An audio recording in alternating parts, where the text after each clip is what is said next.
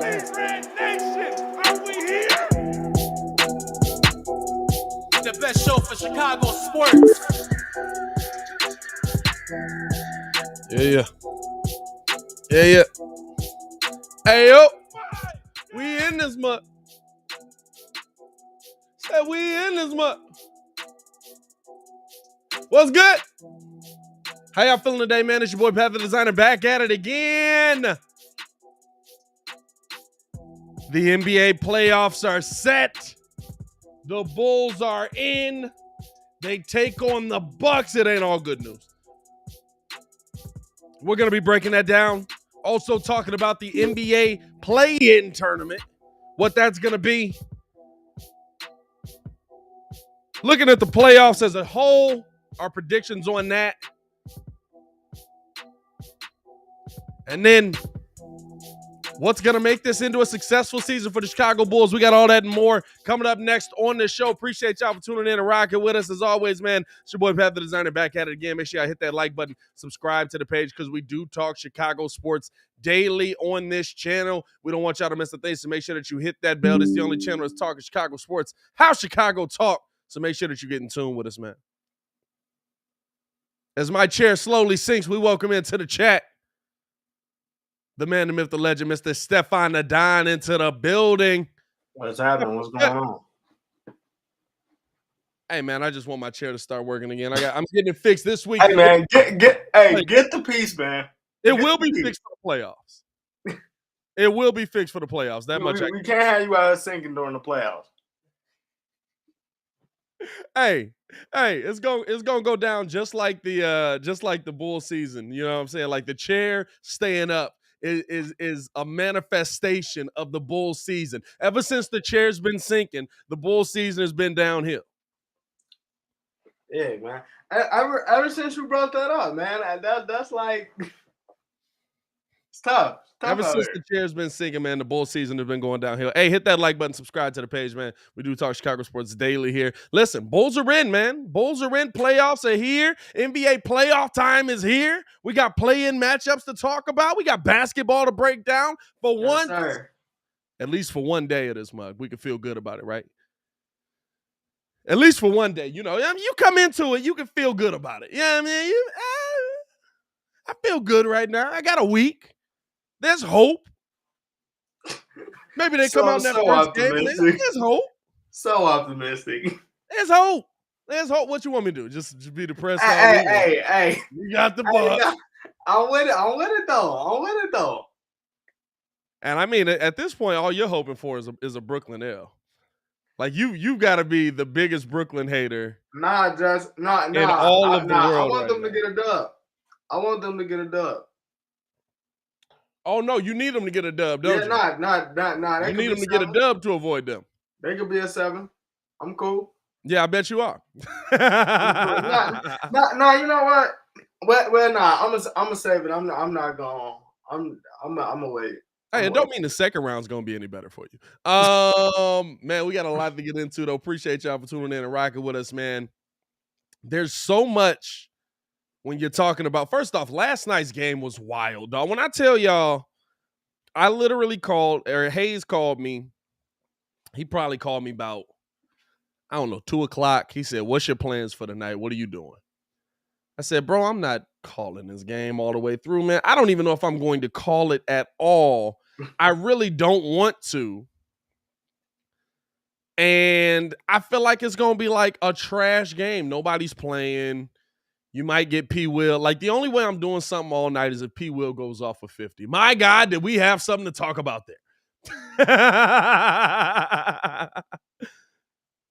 Patrick Williams is absolutely, possibly that guy. Absolutely, possibly that guy. Because the performance we saw from him last night was magical. Came out, put up his career high of 35. His career high Of 35 points, he had 4 rebounds, 4 assists. He did finish it off with a block in that game as well. He shot 10 for 21 from the field, 12 for 14 from the free throw line, and 3 for 4 from the three-point line. As you head into the playoffs here, right, you've got a tough matchup. It's Bulls-Bucks, first-round matchup. That's now set. How important does Patrick Williams become in this playoffs heading into this first matchup? Like, do you essentially have to like shift course and say we have to find a way to get him to attack the basket? Because the difference here, right, is not that he shot it 10 for 21. Like, the fact he took 21 shots is different. But the difference here is that he drove to the basket enough to get 7 fouls and get 14 free throws. That's very important.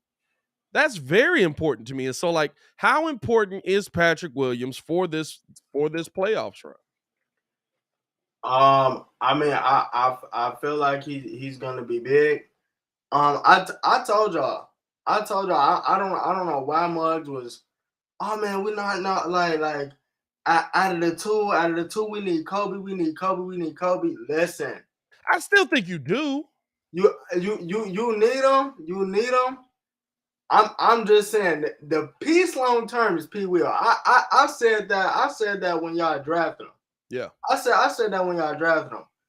This dude he's gonna have the ability. Once he put it together, this man's gonna have the ability to get to the rim. I'm talking about at least 10 fouls a game. At least 10 a game with how he's playing. That mid range has always been there since he stepped in.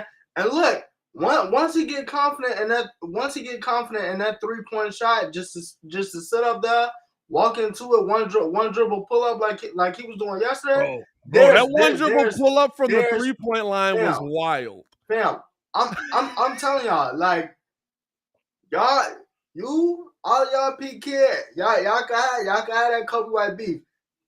P Will is absolutely gonna be that dude. Yeah. So last night, that's definitely a clap it up moment. That was definitely a clap it up moment for him. I think here's the question, right? Like I do agree with this. Like I'm excited to see P Will do what he did. I will say this against essentially the people that really would be playing for they had their guys out there. They were Anthony Edwards out there. So you had everybody for the most part. Now the thing for me, you know, obviously, and I watched Locked On Bulls last night. Yeah. Listen, I'm with Hayes. Like, come on now. Like, P Will's obviously gonna be an X factor, but as far as like them essentially winning the series, I'm gonna need the sweet life of Zach and Kobe. I'm gonna need that. Yeah, I'm gonna need that because now, I mean, we said the same thing about Devin Booker when he got on the stage. Hey, we was eager to see what he was gonna do, and for the most part, hey, bro delivered. Can Zach kind of do that same thing? And as far as kind of winning, well, at least trying to win a series with Milwaukee and making it competitive, Kobe got to show up. Kobe has to show up. There's no I'm gonna get it together. I got it next month. Ain't no next month. It's gonna take a couple days. Ain't no next month. You got right now to kind of show what you got. So I mean, most definitely it's gonna be crucial. I'm not really gonna pick. And can I say who's going, or are we waiting until you pull up the playoff bracket? Because I don't want to. Oh no, we can. I mean, listen, I think we all believe that this is going to be an uphill battle for the Bulls here, bro. Like it's not like any if you're a Bulls fan coming in here and you're like breaking a chair over somebody's back, like it's Bulls Nation, but like maybe take 10 to 15% off there, brother. Like it's gonna be an uphill battle. Because honestly, I think the Bulls will get you a game. I think Zach can get you a game. But other than that, I think this is a 5-gamer. I think this is definitely gonna be a 5-gamer, but I want to see this be P. Will's like coming out party. So in the next season, like Yeah. Muggs really don't have no questions because he really has been aggressive and elevated his game. We just haven't seen it because he broke his hand. And that's what I was telling Muzz, bro. Like there was a lot of people that was like going at me like, you got to get P. Will more looks. You got to get P. Will more chances. You have to put him in a position to be. And I'm like, he ain't been there. He ain't been there. Like what am I putting him in a position to do when he's been there?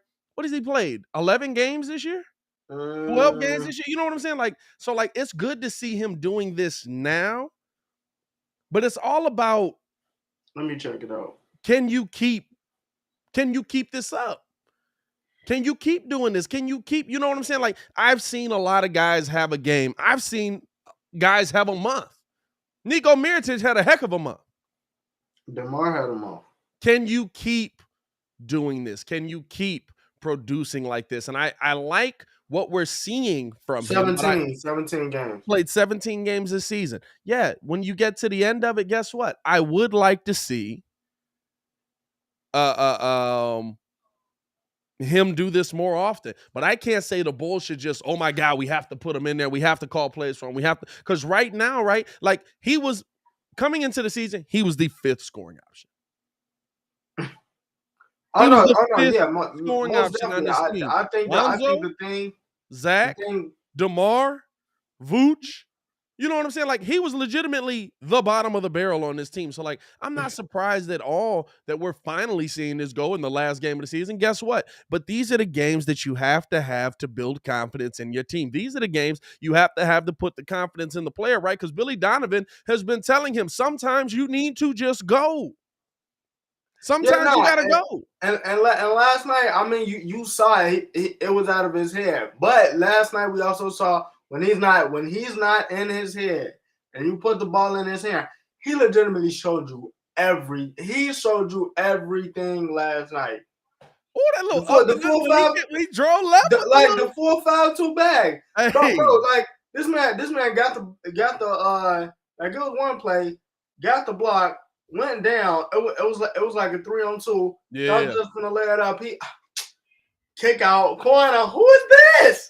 Like the dimes last night were crazy. I'm not gonna lie to you, but I feel like right last night with him and Ayo Dosunmu, you saw.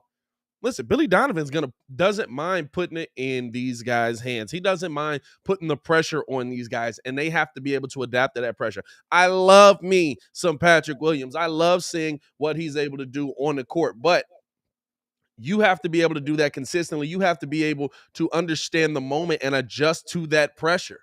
That there's not going to be less pressure in the NBA playoffs.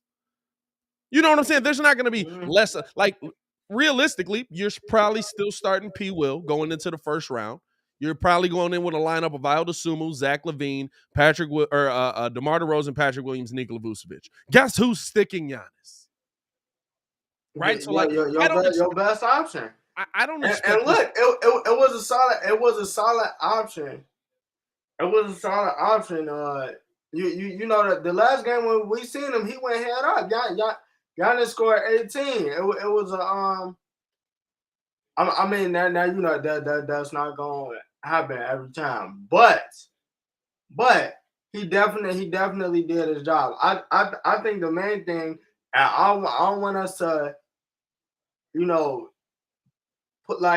forget about this completely. This is a whole week off for Zach and a whole week off for Caruso. Yeah, it's especially Zach and Caruso.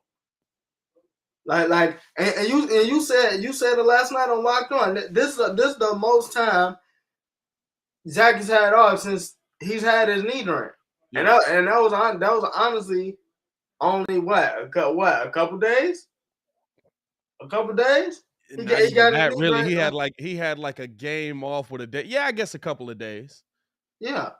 So I mean, this will definitely help him. I think this definitely helps Caruso. I know I'm interested to see, you know, what comes down to it. But I think Zach and Kobe are definitely gonna be the main if the Bulls want to pull the upset, I don't know It's gotta be that through Vooch. It's that gotta that, be through that Vooch. You know won't what do I'm it. saying?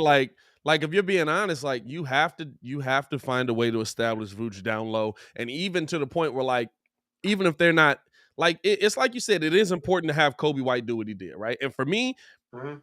the importance of Patrick Williams is on the defensive end, do what you did versus Giannis in the last game. Now, granted, like you said, Giannis wasn't really going as hard. I don't Yeah, think he he was. he had 4 fouls that game too. Yeah, So I don't think he was going crazy. He got into foul trouble. Things worked that way, but P. Will did a good job on him defensively. He played well against them. He bodied up on him. Like I said, if you watch that game again, like you see, like there's a bunch of plays where Giannis absolutely is looking to like, I'm finna go drive this mug on you. I'm finna put this on your and head, and he picks the ball up and no, he can't do nothing with it. You know what I'm saying? and Like the thing that's is, how important he is defensively.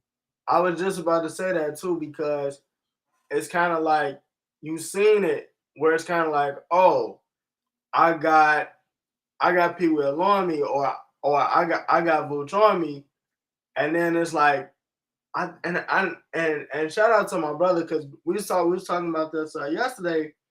He was like, so many people, if you actually like look at it, Yeah, when they play defense on Giannis, they're already back instead of like yeah, playing him because up. it's the only way to guard him. If you play him up, could you see now he's taking a J. So it's like which I'm we living all with that. agree, I ain't gonna lie to you. which we all agree if he's hitting it, it's over. But at Hey, the if same if time, Giannis if Giannis he shoots me will, out the gym, yeah. if Giannis shoots me out the gym, I'm living with it. Oh Hey, no, yeah. how did we But at the lose? same time, Giannis he trade will. us up. I'm living with it, bro. I just am. I'm not But gonna the lie to thing you. is, P. Will made him take those jump shots, which was a good thing. So I mean, it's all like this is definitely gonna be a learning experience and a growth experience. For everybody involved because this is the thing. Because I heard you talking about it on Locked On yesterday. Yeah. Cause you said like this is the worst possible matchup for the Bulls. I didn't want to see the Bucks, which might be true, but at the same time, I feel like this kind of works in their favor because um even if they lose, even if they lose, our first round we played against the champ that Yeah. was the champs. So now we know what to expect. It's kind of like I'm not gonna put it up there with Grizz Warriors, but it's like okay, if we did that with the Warriors, you feel me? We could go out here and we could beat the Jazz, or we could beat It's a confidence builder. yeah.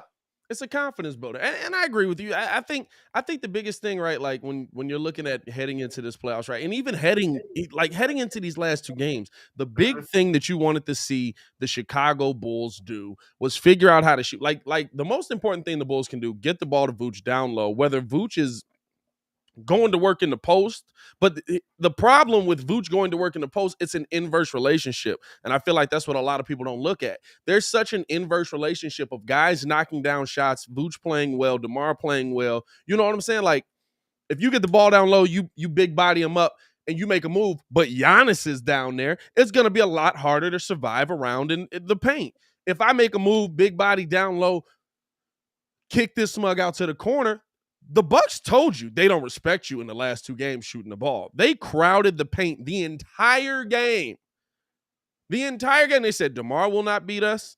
Vooch will not beat us. We are going to crowd the paint. And DeMar actually came out cooking them in the last one. Honestly, they came out cooking them in the last one. But you have to look at the fact that, like, they were just like, okay, we're going to stay in the middle. We're going to have Giannis down here. He's going to be able to extend out over DeMar. We're going to have basically Giannis is playing middle linebacker out here. You know what I'm saying? Basically, he's playing middle linebacker out here. So, like, to me, it's more of a, like, I look at this as a situation where if you knock down the three, they can't do that. If you knock down the three, they can't do that. Because, and I'm gonna tell you this, even if Kobe, okay, let's just say this. First game, they come out with that same game plan. That's fine. if Kobe knocks down at least 3 of his threes, Kobe and Io. Kobe, Io, and P. Will need to be shooting well from three. Kobe and Io, if they knock down at least two of those to start the game, yeah, that they have no choice but to break it. But it was the same thing against Miami. It was the same thing against Miami. And I told you, I watched probably more Heat games than anybody. Like that's all we were gonna do. Pack the paint, and if they hit the shots, only thing that we got left is the 2-3 or the 3-2. Yeah. But all you gotta do is hit your shots. Yeah. Like that. That's the thing. But I mean, Io, Caruso, people like everybody's gonna be big because you need those hustle plays when you playing against them. You just don't have enough talent, really. I want to touch on what Stacey said and basically what Shay said too. Like, bro, these ones gotta run. Like, you gotta run. Like, you have legitimate track stars on this team and you're not using them. Like, you not using them. So it's just, it's gonna be tough. There's things there for them to get it done. Yeah. But when they come out and gotta start defensively, and from there, if it starts defensively and you get the knocking down shots, it's gonna be tough. It's gonna be tough. No, 100%. And I think that's the big thing you have to look at with it, right? Like, they have to play you. Vooch all of a sudden can establish himself in the post if people are knocking down shots. All of a sudden, Kobe White on the corner is a different player. And now he's building confidence because you're doing this in the playoffs. Like, this is the thing about it. If you, like, last night for P. Will, and hit that like button if y'all in here, man. Appreciate y'all for tuning in, showing so much love, man. We got like 80-something people in here for the Daily Show. Let's keep it cracking, Okay. man. And I got the doggone hashtags on the video wrong. It say Chicago Bears on that mother. Don't worry about that though. But no, like, if you're P. Will, right? Last night was a confidence builder. Now can you build on that confidence going into the playoffs? There are defining moments with players. What's the podcast? I kept saying this last night. Ain't it All the Smoke? Where they ask you what's the moment where you knew you were that dude in the NBA? Oh, no, that's Knucklehead. Knuckleheads podcast. I said 14 times last night. The Knuckleheads podcast. Yeah, no. What was that moment where you knew that you were that dude in the NBA, where you belonged? Bro, the dude on the other side of them, now whether they were playing 100% or not, but the dudes on the other side of them were dudes that play in games, the dudes that got them to playoff positions, dudes that put him in a moment of like, hey, like, these are guys I'm gonna see every night. If I like this is the level of guy. Like, you weren't playing like G League players. You were playing NBA level talent. The biggest thing that P. Will can do now is establish himself with that relationship and take that next level. Now, what's the next level? Now you go do it in the playoffs against Giannis. I'm not saying go put up 35. I'm saying have a couple games where you have 18. Have a couple of games where you play well defensively versus him and you're able to score. And here's the thing. If P. Will forces the issue, now here's the tough part, right? This is going to suck. Bulls fans, prepare yourself mentally for this. You're not going to get a foul call. You were the sixth seed going up against the NBA champion. We are not going to get a foul. Prepare yourself for it now. Prepare yourself. We got to tell them that throughout the week. Now, we got to tell them that throughout the week. Matter of fact, hey, every live, bro. Listen. I want y'all. If y'all didn't see it, I dropped the video, talking about. Or reacting to Kevin Garnett versus Michael Jordan, right? When Jordan was in, KG, we all know the story. KG comes in, trash talks him. Check the video out if you haven't seen it on the channel after the live. But I came in and you watch it, right? And I'm watching it and I'm like, let's see if that's a foul. It's a foul if you. You know what I'm saying? Like, we lived that. Remember that. If y'all ain't old enough to remember it, go back and watch it. Go back and watch it, right? Like, if y'all ain't old enough to remember it, go back and watch. When you're the best player in the NBA and you're an NBA champion, you get very different calls. We're not going to get a call this entire series. So you have to fight through that. You have to figure your way out through that. And here's the thing. You have to force the issue. I'm not saying they're not going to foul Giannis out. But P. Will is attacking the bucket. And I don't think it's call plays for that guy. I think it's when you get the ball and you realize there's a lane, take it. That's okay for you to do because Vooch is going to be playing out because the paint's going to be picked up. There's going to be so many people down there swinging at you. You might be able to get them off of their game and get them playing back on their heels if you attack. Now, don't force the issue. It's still Giannis. He legitimately is probably the best defender in the NBA. If you go down there and you sit there and try to do layups all day, he will block your shot. No, he's smart. He's smart that. I think the biggest thing is too. I mean, like, just go back. Just go back, and I'm not saying this is what I want the chat to do. Go back and just look at the last 2 games. Just go back and look at the last 2 games. Pat Connaughton is in the lane. He's not guarding anybody. Everybody else is just roaming. He just living his life. He legitimately getting active, and then once Giannis get the board, like this man is for real leaking out. And the reason why I say like kind of pay attention to it too is because even if you look into the fourth, and look, I've been paying attention to this matchup all year because I was on a man saying, Pat will I told Pat off rip. Hey, when the season started, I honestly felt that the Bulls could beat the Bucks.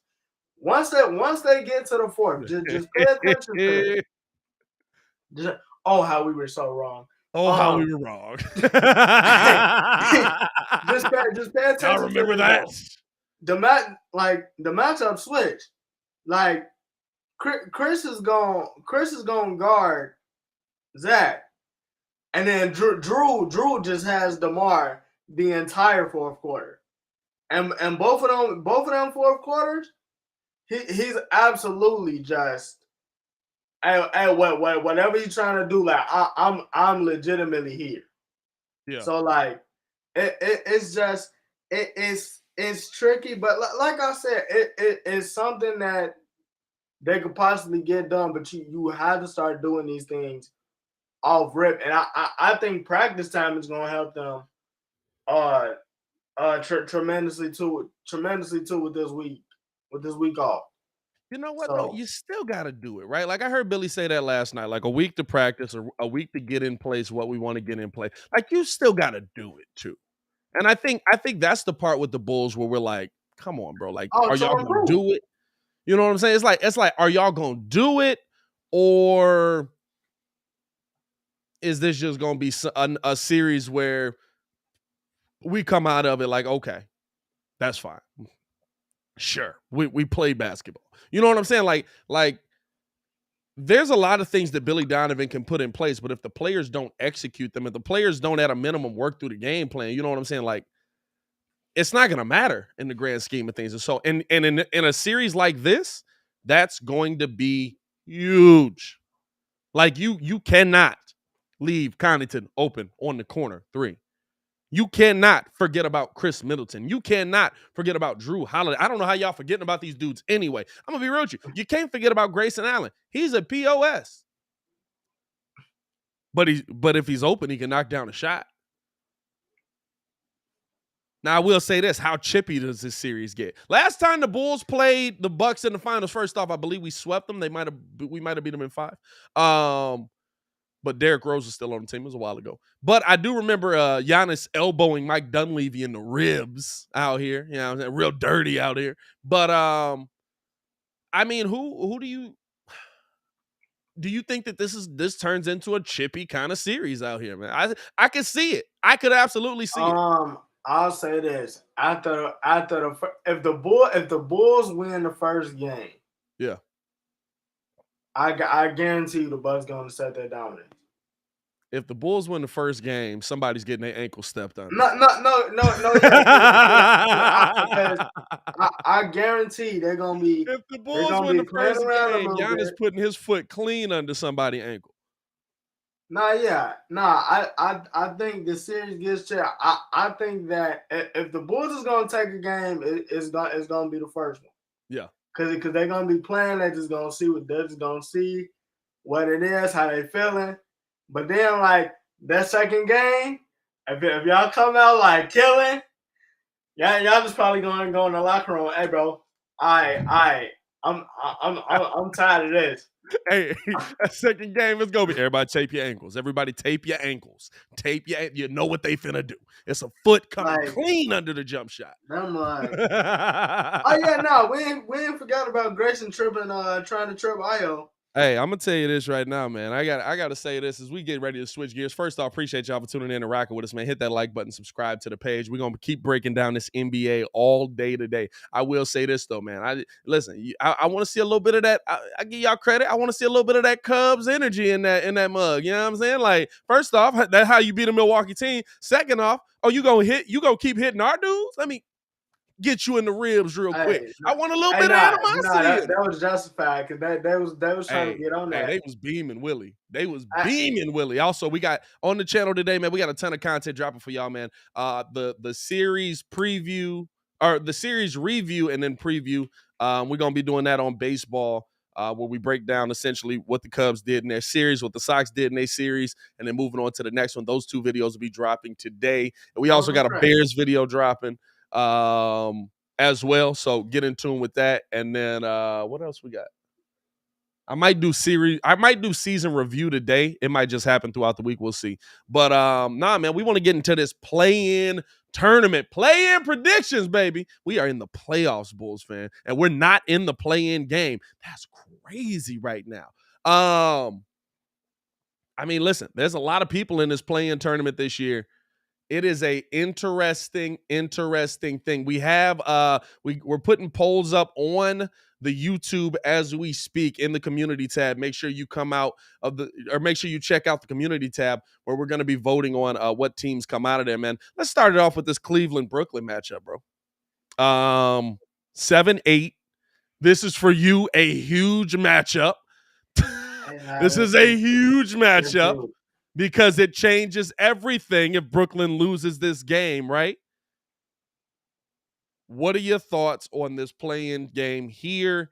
Do you like that 7-8 has to still like play for a play-in? Do you like the play-in? First off, like I feel like we talk about this multiple times, but for me, the play-in is kind of like, hey, dog, like I made the playoffs. Like, you know what it is? It makes Bulls fans feel like we were the worst team in the Eastern Conference that made the playoffs, when really we weren't.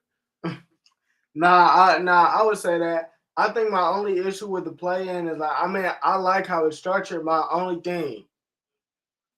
So you know that second game, if they lose, they out. But like 7-8 get another game.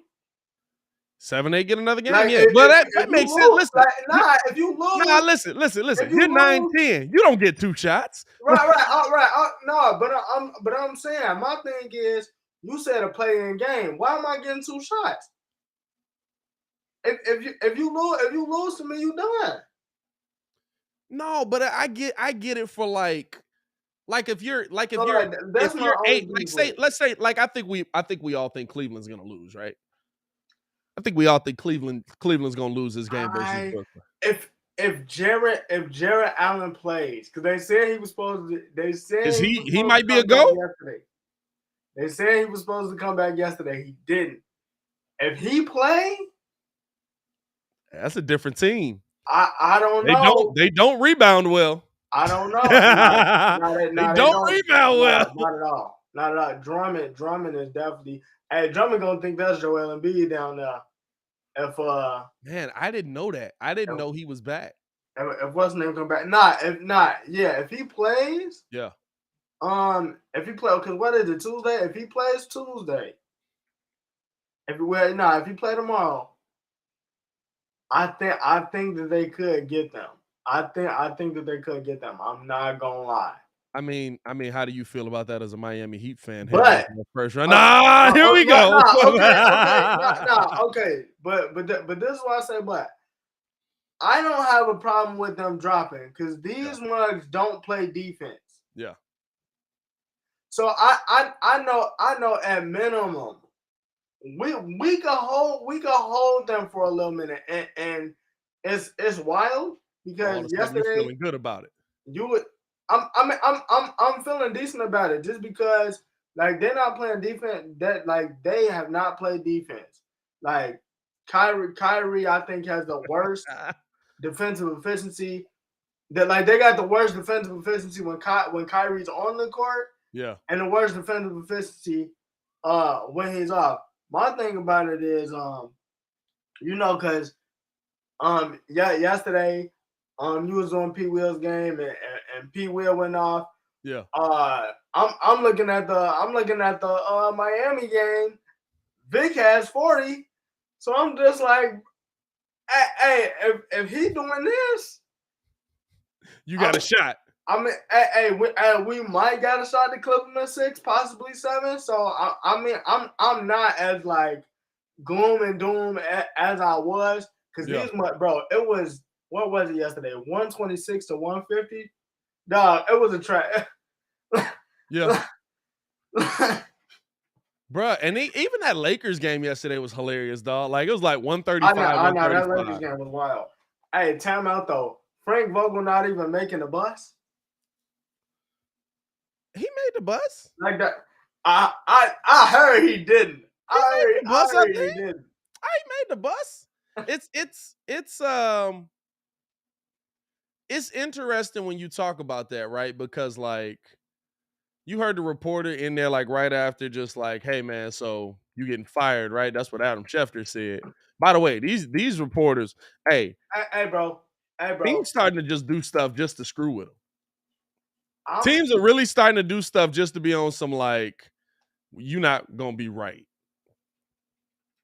Like, they said he was going to be getting fired right after the game. And he was like, I ain't heard nothing. I'm going back here to celebrate with my boys. I was like, dog, y'all got to stop tweeting this stuff out. Like, I get y'all trying to get ahead of the story, but, like, y'all are wrong out in this mug, man. But I'll say this, right? Talking about, like, the play-in tournament and stuff like that. One, I'm not a fan of the play-in tournament. I think the play-in has had 2 of the luckiest years in the world. The play-in in 2 years has had LeBron James, Stephen Curry, Anthony Davis, Kyrie Irving, James Harden, Trae Young, Russell Westbrook and Bradley Beal. Russell Westbrook, Bradley Beal. Like, this ain't normal. Fam, not a play. These guys being this low ain't normal. How long can this sustain? Because there's gonna come a year, right? Like honestly, there's gonna be a year where, like, there's gonna be like, I don't know, like Atlanta, not and even Atlanta down there, not really, like Charlotte, Detroit. And we just gonna be like, yeah, that's a game. Like, people are playing basketball, but, like, why do we care about that? Like, I'm not tuning into that. You know what I'm saying? Like, but maybe I'm wrong. Here's the thing. Maybe I'm wrong because I said that about baseball, and freaking every year, that game is mad compelling. That one wild card. The wild card game? We catching the whole game for no reason. Mad compelling. Ridiculously compelling. So it's like, I don't know, bro. I'm not a fan of it personally, but that is true. I can see why it works. Every team do got hoopers though. Every team does have hoopers now. Like there's more opportunity for you to have a competitive game. I'll tell you this, right? Like looking on the West Coast side. Well, let's finish out the East Coast here, man. At your 9-10 spot, you got Charlotte and Atlanta. How you feeling about that? Who has the best shot at knocking off and actually making the playoffs out of those two teams? For me, I know it sounds crazy. I know they don't have John Collins, but Atlanta to me has the best chance of doing something where they get in and they actually knock off a team because of experience. I'm with you. Playoff Trey is real. Yeah. Playoff Trey is real. I'm not gonna lie, but I gotta go with the hot man right now, like LaMelo. Hey, LaMelo, these last couple games down the stretch, like he's definitely understood the assignment. So Yeah.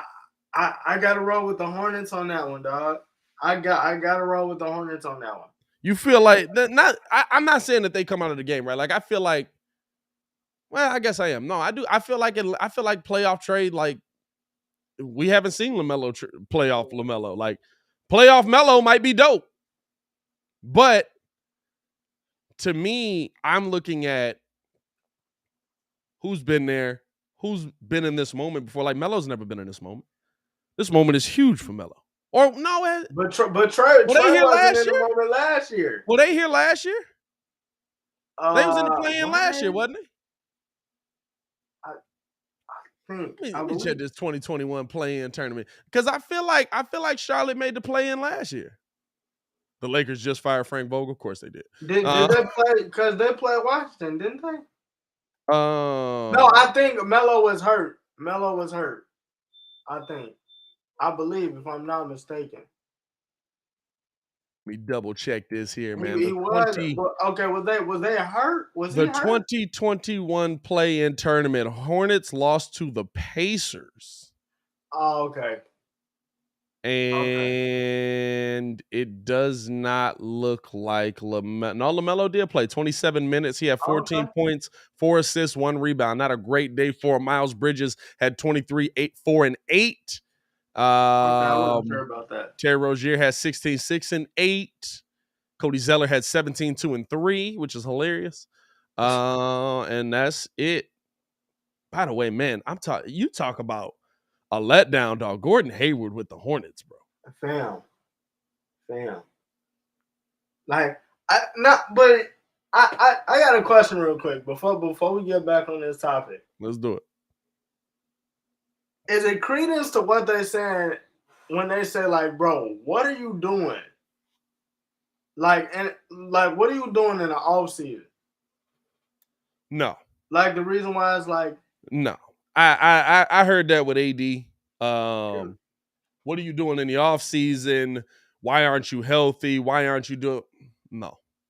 Because these guys are working in the offseason. It's not like they're not trying to get healthy. It's not like they're not trying to get their bodies right. They're not like that. To me, that's diminishing the work that they do. I would never look at it that way. I think injuries just happen. Like AD rolled his ankle.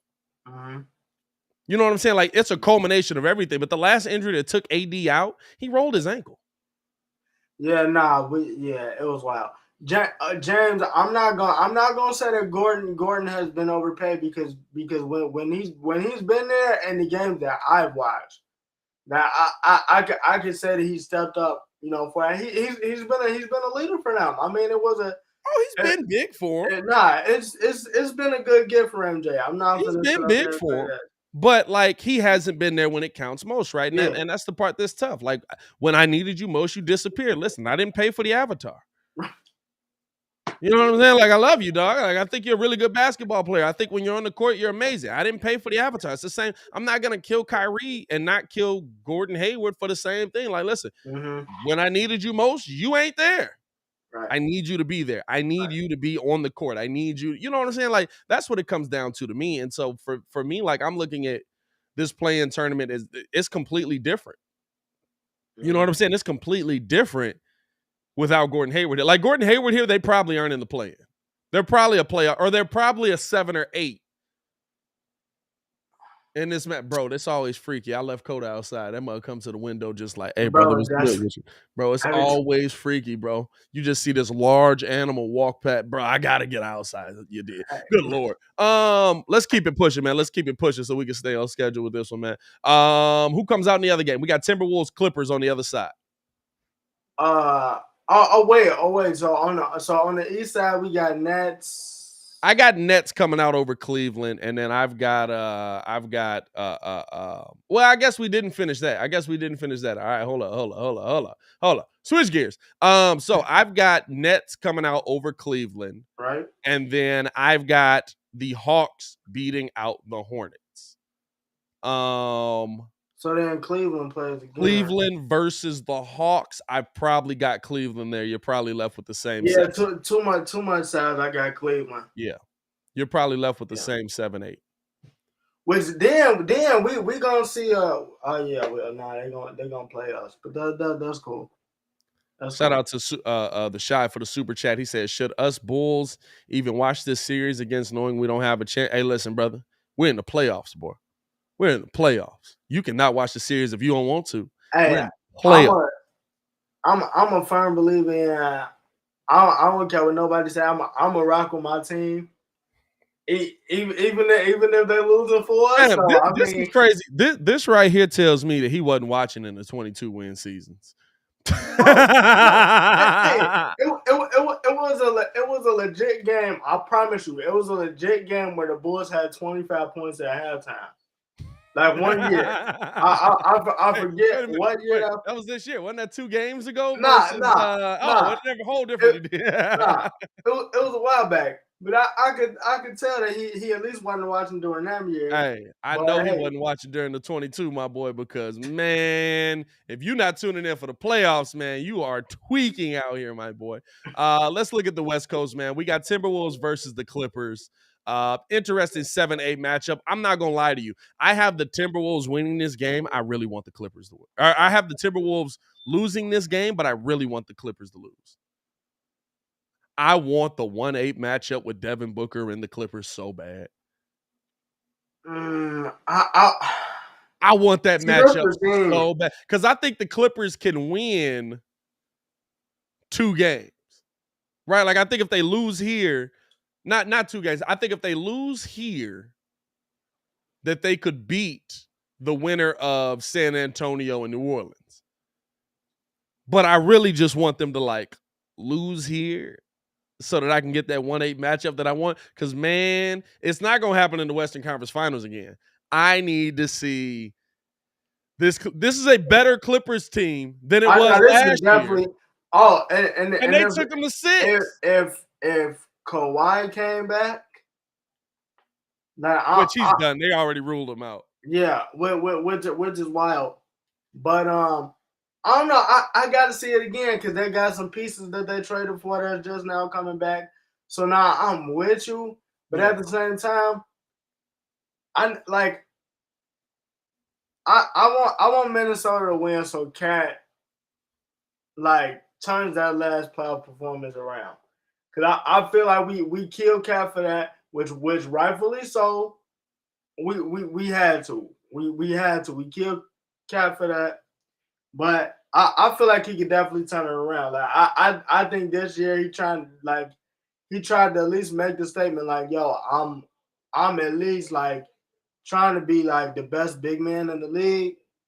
So I mean, and he's definitely put it together. Like the stats say he's put it together. So hopefully, I mean, he gets it right. Hey, you got to be able to do it. You got to be able to do it in the moments where we talking about. But I got Clippers though. I got Clippers with that. I got Clippers with the win too. I'm not gonna lie to you. I'm a big believer in Paul George on this team with no one else like taking the ball out of his hands. I would love to see, and I think that would give you. So I got Clippers winning it. That would give you a matchup between the Pelicans and the Spurs. And I got Clippers winning it actually pretty easy. I'm not gonna lie to you. Hit that like button if you agree. When you're talking about the Pelicans and the Spurs, though, interesting matchup, bro, because if you really look at it, like the Pelicans are balling with Bradley Beal. And there's a lot of talent on that team. CJ McCollum. My bad, CJ McCollum. Yeah. Bradley Beal, same dude. Same thing. Same guy. There's a lot of talent on that team. Outside of them, I really think that CJ was the X factor for them. Who do you have coming out? Pelicans versus Spurs. I got the Pels.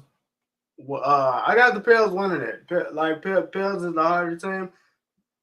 But I will say, DeJounte Murray is having a breakout season that nobody's talking about. He's absolutely deserved that All-Star nod that he got. But I still got the Pelicans coming out winning that. I think it'll be a close game, but CJ's been there before. Dog, I'm gonna be honest with you, bro. For me, right, like the X factor in this is coaching.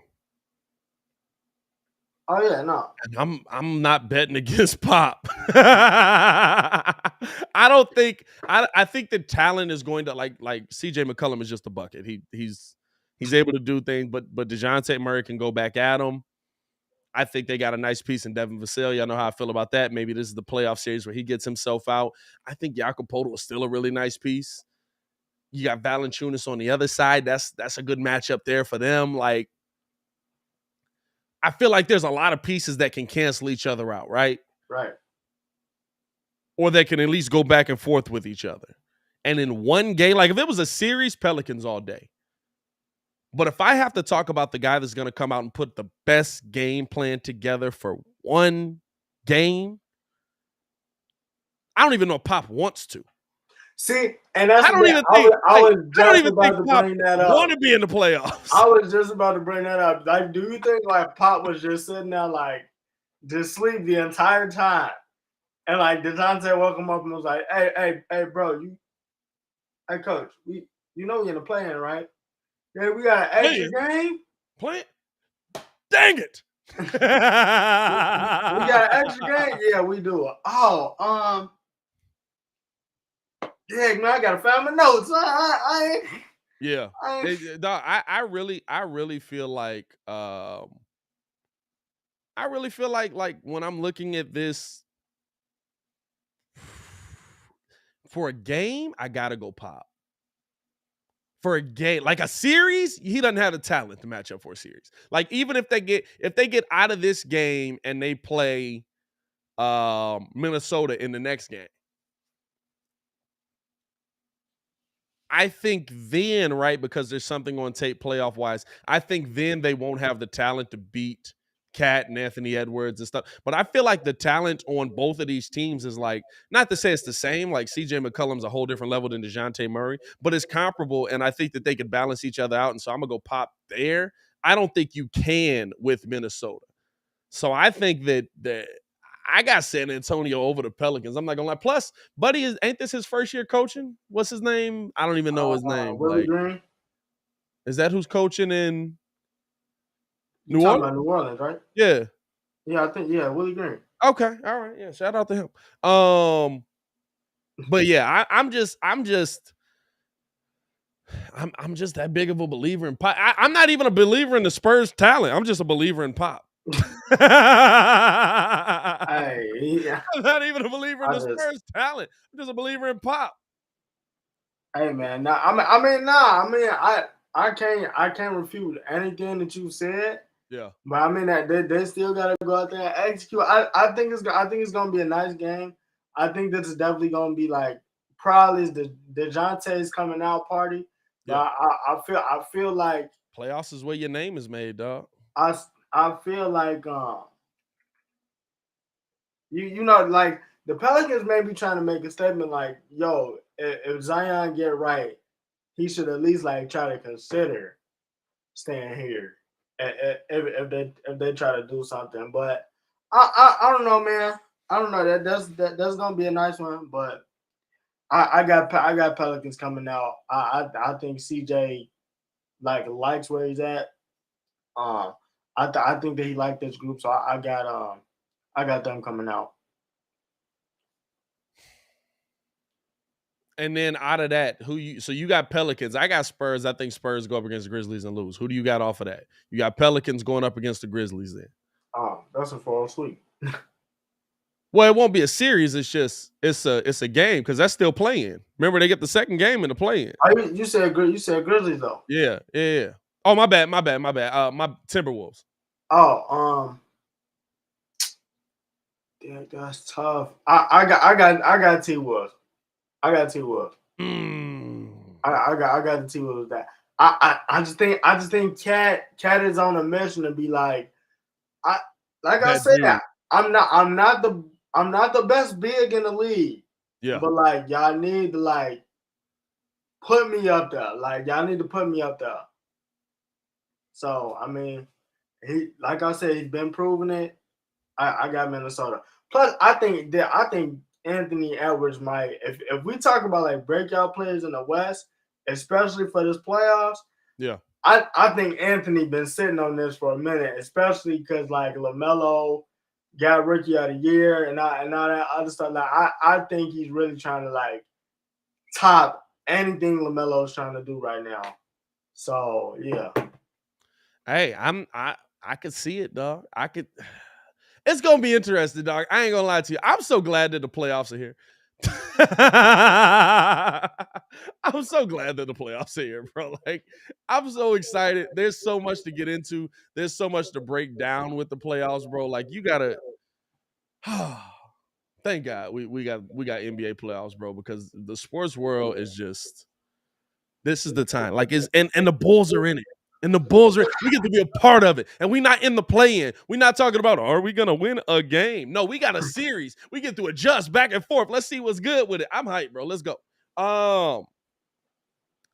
Let's get into a little bit of the rest of the playoffs around the NBA, too, because we got to talk about the full slate of playoff games that we have coming up. And listen, the playoffs this year get off to a rocky start in the West Coast based on what we saw yesterday. And I know y'all like, he's starting out West. I have to start out West because yesterday we had the age-old question in a bunch of games on would you, by the way, before we continue, man, hit that like button, subscribe to the page. We talk Chicago sports and daily sports on this channel. That button. And that button. Push the button. But would you yesterday have sat Luka Doncic in that game because there's a big shift in the NBA playoffs now where Dallas still says 4. They have to play Utah at 5, and we have not gotten an update on Luka yet, which probably and usually does not mean good news. Well, I don't know. They said calf strain. So like at minimum, I'm thinking like week, maybe. It depends. Like somebody said yesterday, it depends on what it is. I think they said if it's a grade 1, it's like 7 to 10 days. Yeah. So, I get it. The only thing that I'm looking for from J Kidd is like, bro, like if it's me, I'm checking the schedule. I'm seeing like who's playing who's resting. I'm checking all of that because it was not you stayed 4. I think this is the thing, right? You stayed 4, and it looks a lot worse, right? Because the Warriors lose. If the Warriors won, if the Warriors lose that game, you would have moved up to 3. As of right now, we've heard no news. Last by Tim McMahon, it says he'll get an MRI on his strained left calf this afternoon. And they'll know more about the severity. Last night, Woj tweeted out that there's initial optimism in Dallas that Luka Doncic hasn't suffered a significant injury.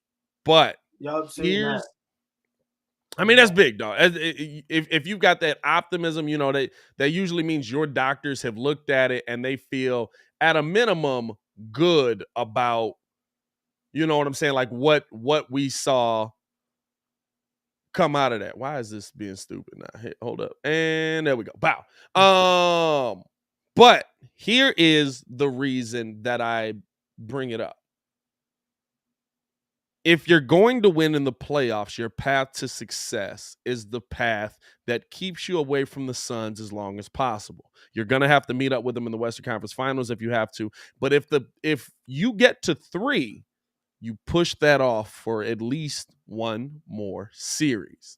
At 4, you run into a collision course second round with the Phoenix Suns. So with all of that in mind, I get why J. Kidd played him, because at a minimum, if you win, you're in a completely different series. Now, the other part to me that's even more interesting, right? Because like when you talk about having a player play in a game where you feel like this could be meaningless, you do have to bring into account, like, if we win, we play Denver. Is that the better matchup than the Utah Jazz? Like, the Jazz to me feel like the better matchup. Bro, I feel like everybody and their mama is waiting on the Jazz season to end, so they can like. At a minimum, we know the Jazz season is gonna end. Like, we how know much they're you not want- making it. How much you want for Rudy Gobert? Yeah, for real. You Hey, I want saw the the phone? thing. It was like, Buddy was like, Get the league on the phone. outside of your dig, bro. It said, what is it? Oh, Rudy Gobert said, man, everybody always trying to put us against each other, man. Like, it's not even like that out here. And I was like, ain't nobody trying to put y'all against each other. He passed you the ball twice.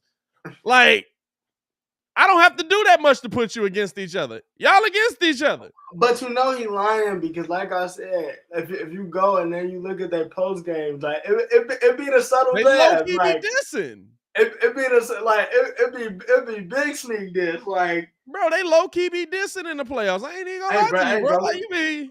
we would have won if you got that rebound. Well, I just think if you took six, we took a lot more shots than we should have. Six, but They be big sneak dissing, man. Can't fool me. Hey, man. Hey, it is funny, though. I ain't gonna lie to you. Let's take a look at the playoff bracket as it sits right now, because we do want to get into the playoffs here. Get that off the screen there. As it sits right now, right? We got our first round matchup here. Miami will be playing the winner of the 9-10 and or 7-8 matchup. One of those. I think I like how they got it on here, like, we pretty much know this is a foregone conclusion. Based on either one, I mean, we both think Cleveland's gonna get into that. I think Cleveland wins. You think Cleveland wins, right? And I think Cleveland wins. So you're expecting a Miami-Cleveland matchup. How does that sit with you? I feel like we come out of that. I'm not gonna lie. I'm gonna give them a tough 5 games. I feel like and like I said before, Brooklyn.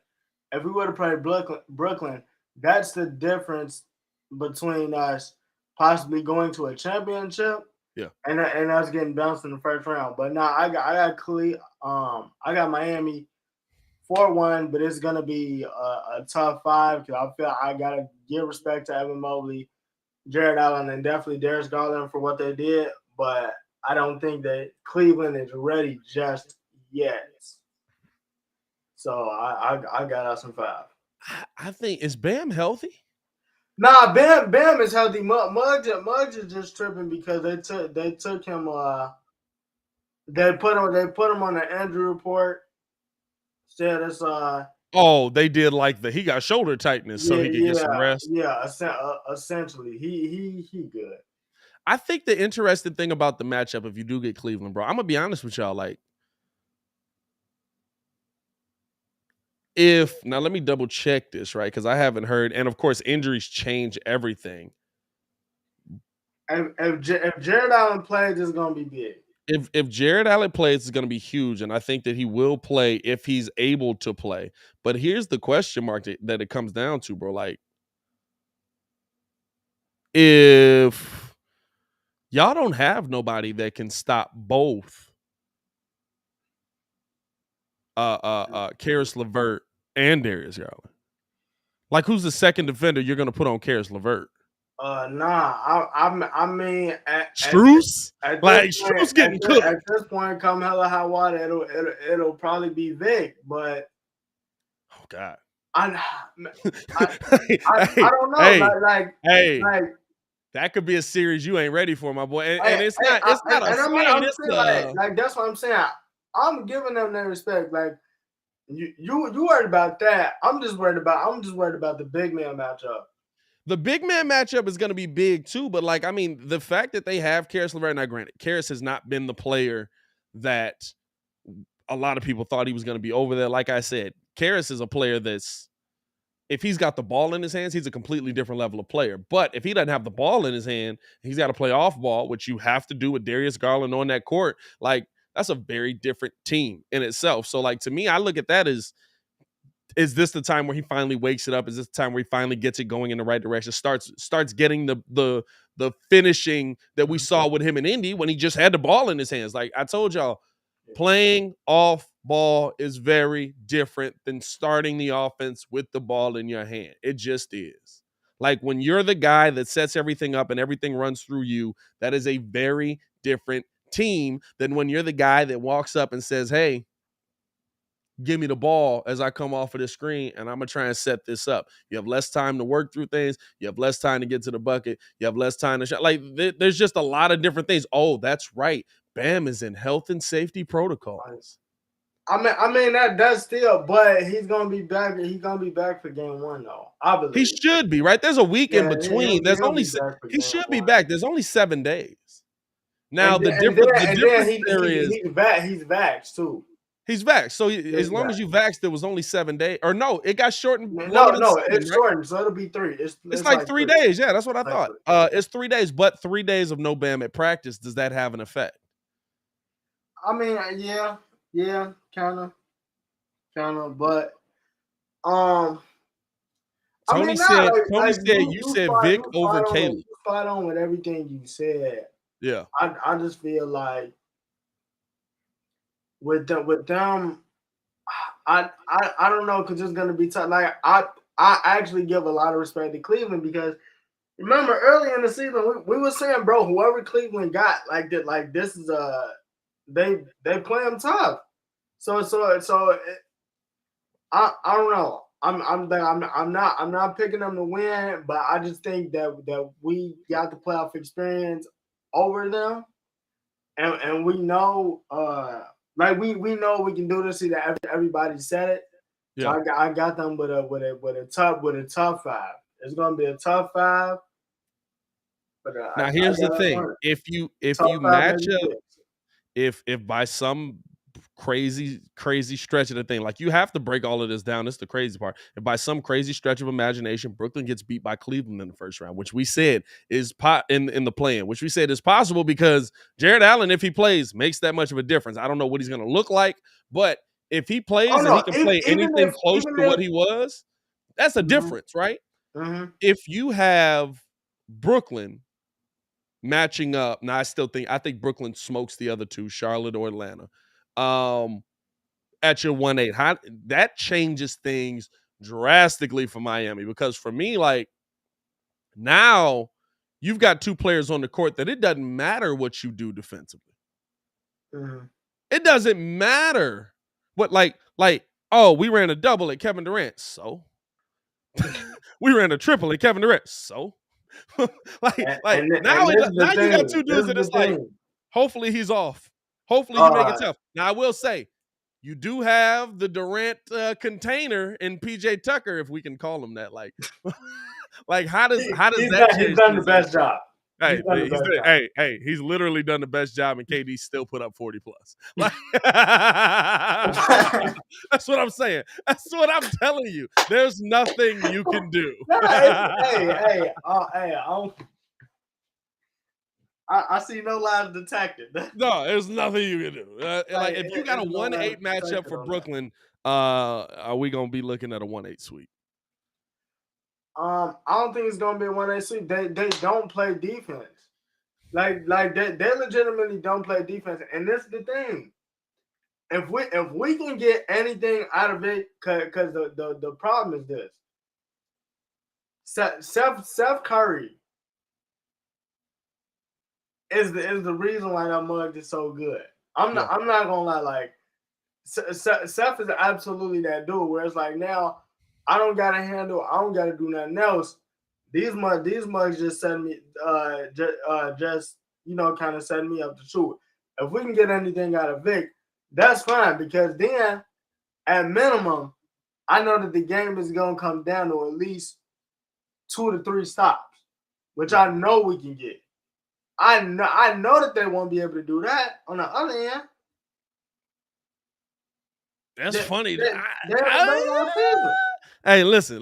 You're a little more confident lately than you were coming into it. I ain't gonna lie to you. You're a little more confident. I've seen them giving up a big, 126 and 130.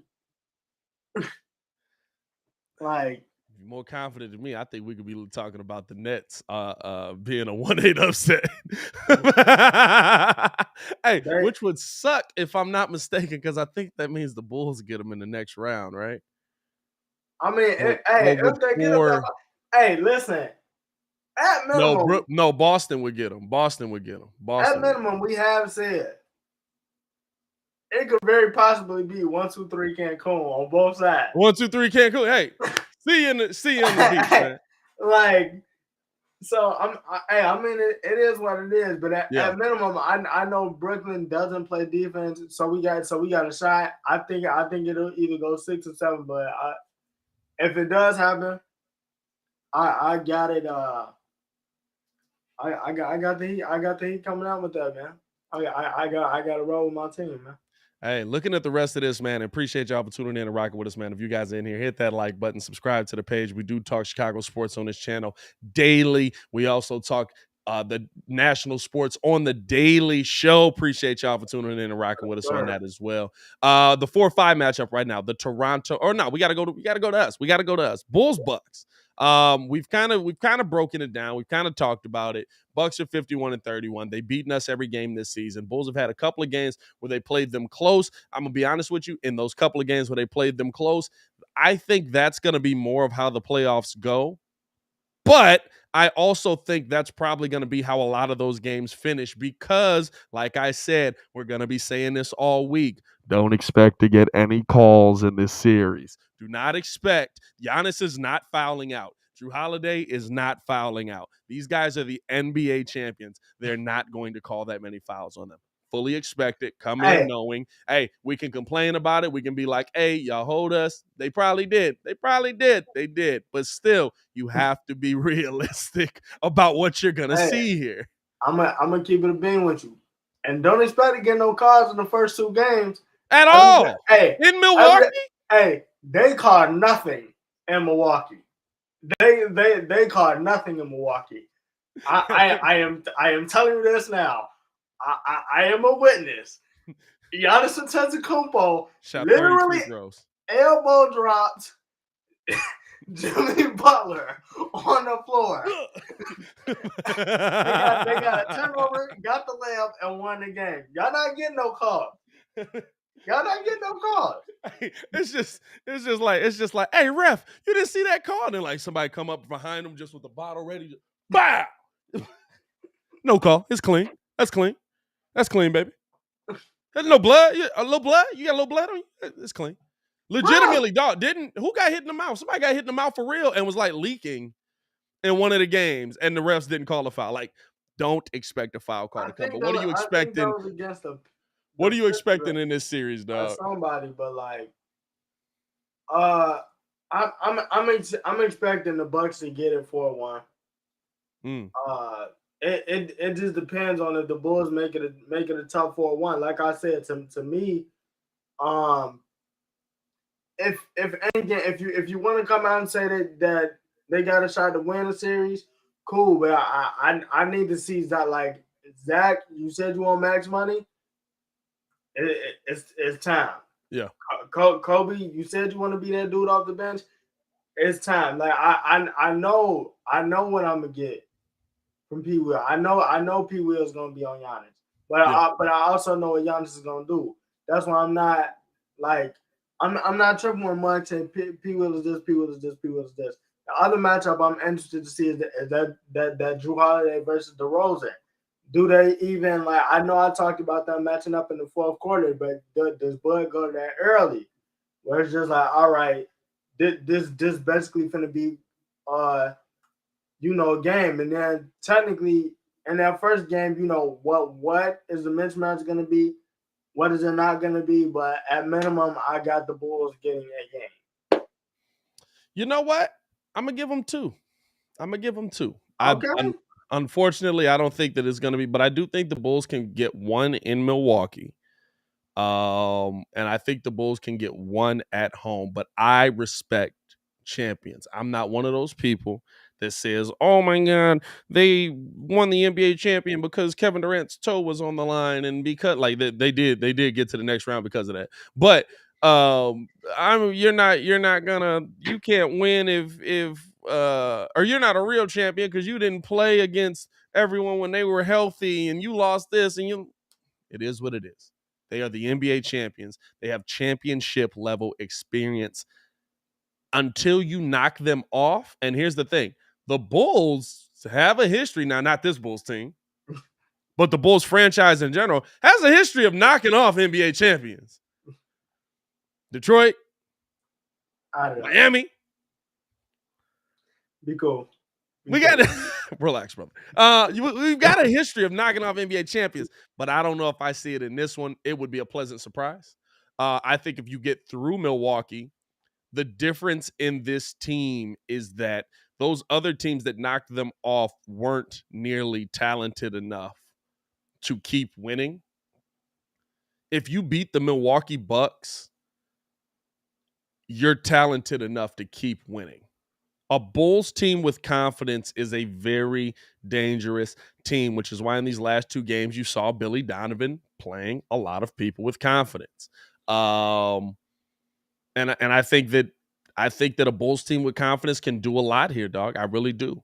I think that they can move. They can keep it going if they did something like that. But I got the champs beating us 4-2. And at this, I'm really just hoping for a competitive series, bro. Really, so just who's your breakout guy? Where it's like, all right, if we not saying we're gonna take them 7, but if we did take them 7, like who's that dude for you? You froze for a second. Say that again. I said, who's the dude for you?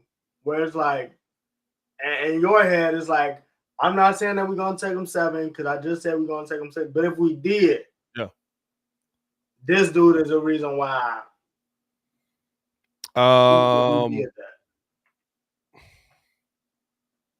that. Cause look, I'm gonna be honest with you. Hey, nobody expected them to take Boston 7. It's Vooch. Because even with Brook coming back, Brook is back, but it's Vooch's playmaking ability. We've seen how easy and now these guys have to knock down shots, right? Like, you know what? It's not Vooch. It's Kobe. It's Kobe. Kobe White has to play that Ben Gordon role like we did back in the day, right? Like, it's Kobe because if Kobe is knocking down threes and is confident in his shot and it's going in, it changes everything because the Bucks have, like I said earlier, the Bucks have made the decision. We're not going to play you at the 3-point line. Y'all shot 27% closing out the season from the 3-point line. I could care less if y'all make some threes. You're not going to make them all series. They're not going to play you at the 3-point line. It starts with Vooch, but Vooch is a willing passer. So when you throw the ball down low and Giannis comes in for the double team and Brook is right there or Chris Middleton comes in because they're trying to close out and make his life easier, if you kick the ball around and move the ball around, that's your willing passer. But him being a willing passer means nothing if you don't knock down shots. They have to knock down shots. And so for me, the biggest thing that the Bulls can do, and like you have to have guys make shots. As sad as it is to say, bro, like the game we got blown out, the last game we got blown out. I told y'all when we were live calling. This doesn't feel like we're out of it. The Bulls played good defense. They rebounded well. The stats would tell you that they were evenly in that game if you didn't actually watch the game. Like, you'd be like, how the heck did they lose by this much? But they literally, we watched a quarter where it was like, bro, they haven't hit a shot in like 6 minutes. Yeah. Yeah. It's impossible to win. There's no I don't care if the Bulls were playing the Charlotte Hornets. If you don't hit a shot in 6 minutes, you're going to lose. No, that's a fact. The Bulls played really good defense on the Bucks. The Bucks knocked down some tough shots. That's what they do. They're the NBA champions. You can't not knock down. Like, they were literally just like, Kobe at the 3. I told you, man. It's they either gonna have some dogs on the squad, or it's gonna be a bunch of Andre Robertsons. Cause it's legit. I mean, like, and you been seeing that, like, these last couple of games that they played against the good teams, like, these mugs made you play 4 out, 1 in. Yeah. Like, that legit was like, we finna dictate everything. Vu's gonna have to get it down, but y'all gonna have to shoot. It's 4 out, 1 in. Yeah. And like I said, Pat Connaughton, he cool. He got a nice. You know what they say about him? He got a nice vertical. They don't say he a defense. These mugs out here chilling in the lane. Yeah. Big chilling. These mugs ain't playing no D. So it's like, yeah, I'm you absolutely right with what you saying. Kobe got to knock down shots. Ayo got to knock down shots. Like Derrick Jones might have to get some minutes, because it's not shots that you can't knock down. They're all shots that you can knock down, but you just got to do it. They got to do it. They got to do it. Hey, let's keep going through the playoffs, man, because the 2-7 seed is an interesting one, right? Like, I feel like we both think that it's going to be Brooklyn getting that 7 seed, which means it would be Brooklyn, Boston, first round. How do you see that matchup going, especially with Boston losing Robert Williams? But I will say this: Al Horford. Now, I don't know how long Al Horford can keep it up. He's like 39 years old. He's actually like 36, but I don't know how long he can keep it up, but the combination of him and Daniel Tice is a nice one. What do you see in that Boston 2-7 matchup, whether it is Brooklyn, whether it is Cleveland? What do you see that's going to be the difference maker in that series? Can Boston's other pieces hit enough corner shots for them to win the series? I that's legitimately all it comes down to. Because I feel like Tice is going to, like Andre Drummond is going to do his thing. But that like, shout out to Udoka, like that combination of Tice and Horford, I feel like that they could definitely do some things. But it's legitimately, you see, Tatum and Brown both are bought in on the defensive side of the ball. So, I mean, it's definitely going to come down to which of the other pieces on both sides, can knock down enough shots, because they're going to have Seth back. Patty Mills did this last couple of games, has caught fire, but you could say the same thing about my man Peyton Pritchard and Peyton Pritchard is a problem. Boston. I ain't gonna lie to you. Peyton Pritchard is a problem. He be getting busy out here. He be getting busy out here, dog. Stop playing with that, man. But yeah, I think it's just gonna come down to the other pieces for that. But if that was the matchup, like just seeing the way Boston's playing right now, yeah. You got him beating Brooklyn? I have to go Boston in 7. I'm not gonna lie. Like this is legitimately, like, just think about this though. It's not. I'll say this. It's not even that controversial of a statement, right? I would say, I'm gonna be honest with you, I don't think it matters who they play. I'm going Boston in 6. Okay.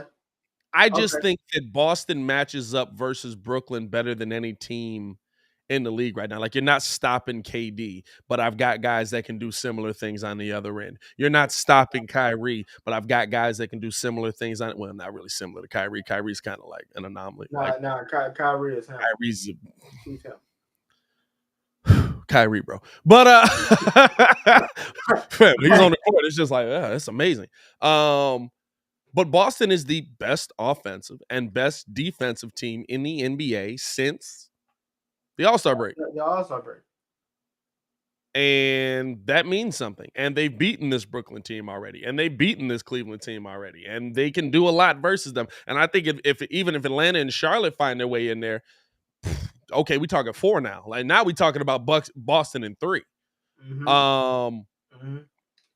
But I mean, like, they do so much on both ends of the floor well right now, and they've consistently done it over the second half of this season.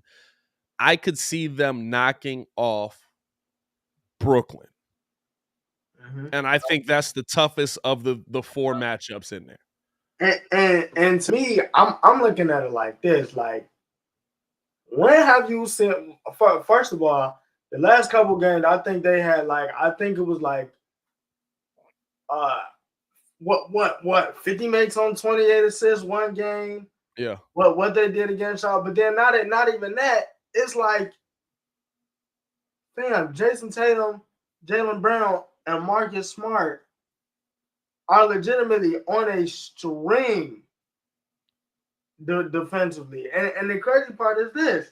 We always say, like, Jaylen Brown is gonna be a clown. But if Jason Tatum figure it out, and he playing both ends, both ends, yeah, it's a wrap. And like I said, yes, I'm with Kid. They can score 150 anytime they want to, but guess what? It's gonna come down to defense and stops. And at minimum, I know Boston can give me 3 stops. And the weird part is, like, I'm gonna be real with y'all. Like, we saw like another Ben Simmons workout tape come out yesterday. So, which is always like the greatest thing ever. Like, Ben Simmons drop tapes like they mixtapes out here. Like, just like, hey, I'm back. I'm shooting threes, baby. Cash. Like, not like, dog, stop. Like, we don't need to see this 3-point shooting workout. Do it in a game. That's what we want to see. Was he shooting threes? Yeah, he was shooting 3. He was just shooting in general, bro. Like, you know what I'm saying? Like, okay, like, all right, you shooting again in practice. Big whoop. Like, hey, listen, if I got the ball in my hand at some point, I'm gonna shoot it. But the interesting thing that I think with that is, like, I don't even feel like, what kind of impact is Ben Simmons gonna have the second he comes back off of back injury? How quickly is he gonna be able to come back in? How quick? Like, it's not like he's. It's not like he's coming back. Bro, I don't even know if I start him. I might literally have him on the bench as a mercenary defensively. I need you to go out there and I need you to lock them down. Well, technically, that's not even a far-fetched statement, because essentially that's what he is. And like, I mean, that's fine, right? But he's a defensive mercenary for hire. That's fine, right? But it's like, how well can you play defense if your back is not ready to go? You know what I'm saying? Like, there's a lot of things that go into that. So, like, it's like, I don't want to say I don't count Ben Simmons as a factor, because if he comes back and he's the player that he was, sure, let's do it. But can he come back and be the player that he was with a back injury? Like, that it's a back, bro. I mean, spinal. Yeah. You know what I'm saying? Like, that's a whole different dynamic there, man. Let's keep it pushing here, man. We got one more series in the Eastern Conference we got to break down, man. I ain't gonna lie to you. I think we got an upset alert on the way. That might make HB in the chat happy, even though he's always coming in here with the big troll energy. Philly versus Toronto, bro. And Matisse Thybulle cannot play in either of the games in It's Toronto. It's a wrap. It's a wrap. Book it. It's a wrap. It's a wrap. It's a wrap. Thybulle changes this series that much for you. It's a wrap. It's a wrap. like for real, he can't put so he not vaxxed. I don't think he changes this series that much for you. Nah, because like he listen. No, you need somebody opposite Tobias to play D. But for them 2 games, yeah. For them and look, I all the players in this playoffs, I don't want to have the ball in their hand come fourth quarter is Van Vliet. He's gonna be able to get it done. I think the biggest difference, right, is that Toronto's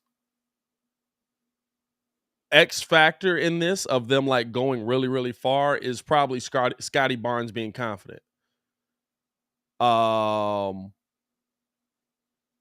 Scotty Barnes being confident, and for the people that are saying, you know, he got the vaccination shot in Toronto, you're not fully vaccinated until 2 weeks after you get the shot. In Toronto, you're not fully vaccinated until you've had your second shot, and 2 weeks later you can play. That will be after the 2 games in Toronto. So you essentially don't have him for 2 games. You're going out there on the games that you can close it out. Now, here's the thing. In your first 2 games, they said Baki just said he does not have a second shot. Oh, he don't even have a second shot yet. Oh, he's out of here now. But for the first 2 games, right, you're in Philly. He can play. But I think, like, even if you get 2-0, you don't want to give Scotty Barnes any chance to get confident in his game and then have to come back to Philly with a confident Scotty Barnes ready to go. I think that is such a difference maker for this Toronto team that it could be enough to push you over for an upset. James Harden has not been playing well. Like, I get he's doing like, hey, he's still getting a double-double. James Harden needs to be the factor. Numbers is he needs to be the reason that you get to that next level along with Joel Embiid. James Harden is shooting horribly, and he's turning the ball over at a clip that is putting Philly behind the 8 ball quite a bit.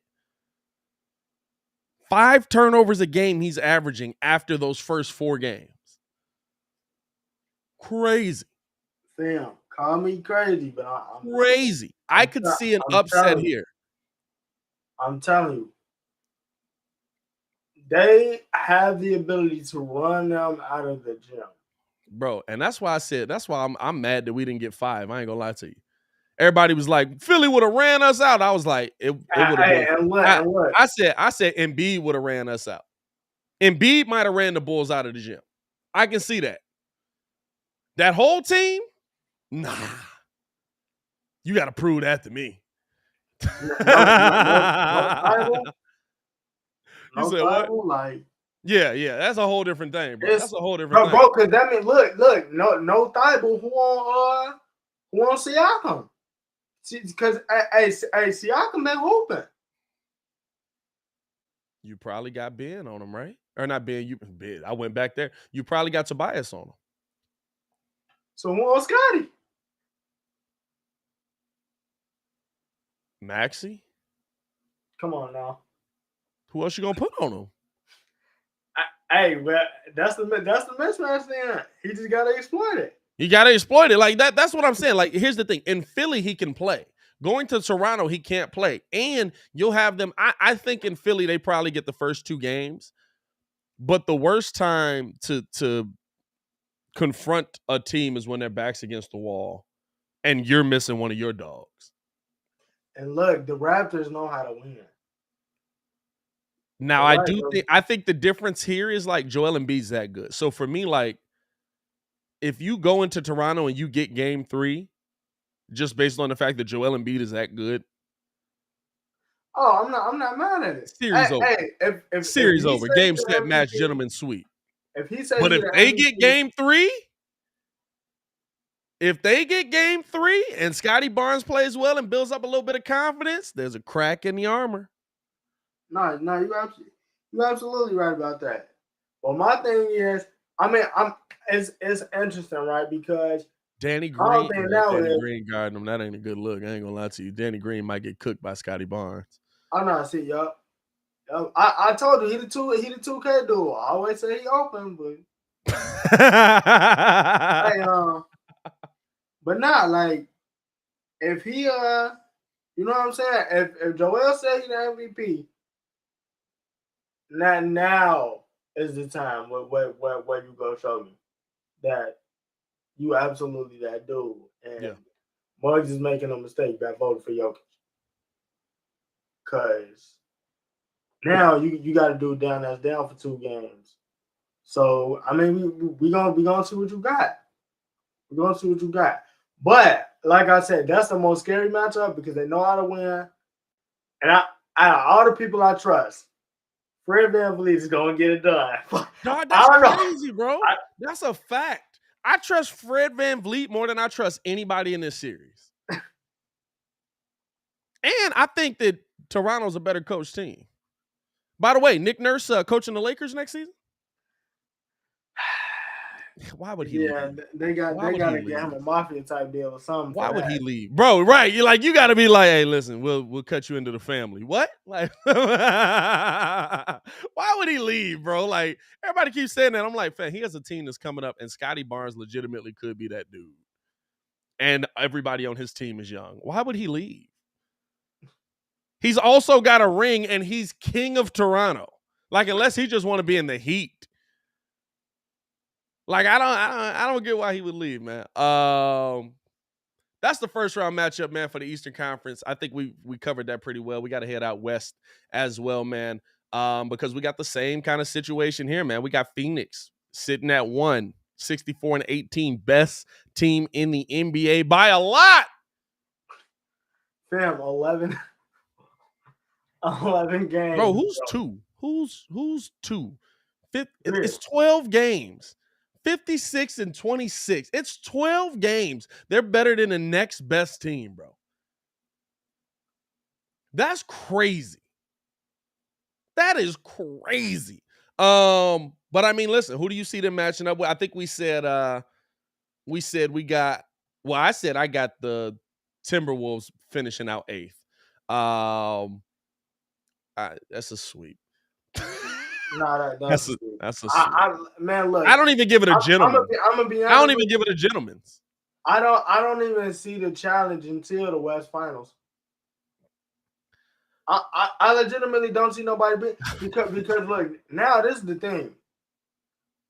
Utah is gonna beat Dallas just based off the strength that we don't know where Luka's at. But then they finna turn around and get smacked. They finna turn around and get smacked. They gotta play you finna turn around and get smacked. So it's just like what's the point? Legitimately, what's the point? Like bro, Phoenix is so good, bro. It's crazy. Like it's crazy where they at, bro.